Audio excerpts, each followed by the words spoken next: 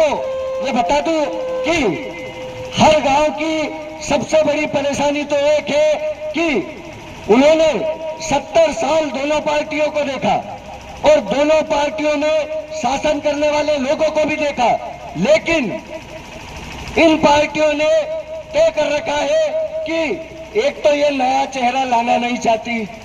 सारे गांव का एक ही कहना है, हमें नया चेहरा चाहिए। और आम आदमी पार्टी ने मुझे नए चेहरे के रूप में इस नरसिंहगढ़ विधानसभा में टिकट दिया। दूसरा, हर गांव की एक ही समस्या है कि ना तो गांव में रोड की व्यवस्था है, ना नालियां है, ना पीने का पानी व्यवस्थित मिल रहा है, न बिजली मिल रही है। ये लोगों की वास्तविक समस्या है और इन्हें कोई सुनने वाला नहीं है। मेरे सामने दो बड़े बड़े लोग हैं। मैं तो एक सामान्य परिवार का हूं, गरीब परिवार का बेटा हूं, आपका बेटा हूं। मैं साहब इतना पैसा नहीं लगा सकता इस चुनाव में कि अपने साथ 50-50, 100-100 गाड़ियों के काफिले लगा दूं, यहाँ एक बड़ा मंच लगा दूं, क्योंकि मेरे पास इतना पैसा नहीं है। जो कह रहा हूं आपसे सच कह रहा हूं, मेरे पास इतना पैसा नहीं है कि मैं करोड़ों रुपए खपा दूं।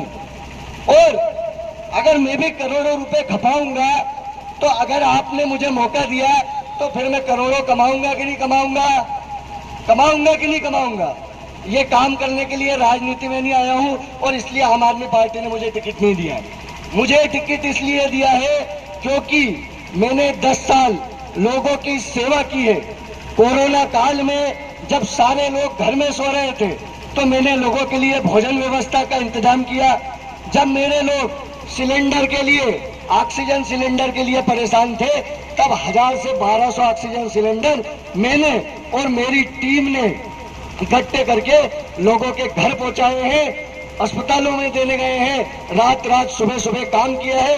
उस एक सामाजिक कार्य के मुद्दे पर मुझे आम आदमी पार्टी ने टिकट दिया है। और मैं आप लोगों के बीच में अगर आज इस घोड़ा में खड़ा होकर कह रहा हूं कि आप लोग अगर इस बार झाड़ू में मतदान करेंगे, इस बार अगर आप इन दोनों पार्टियों का साथ छोड़कर आप आम आदमी पार्टी में मतदान करेंगे, तो मैं आपको गारंटी देता हूं कि 5 साल आपको बिजली, पानी, शिक्षा, स्वास्थ्य, इन सारे मुद्दों पे काम करके बताऊंगा। हवाबाजी नहीं करूंगा। और आपको यकीनन कहता हूं, इस भोड़ा नगर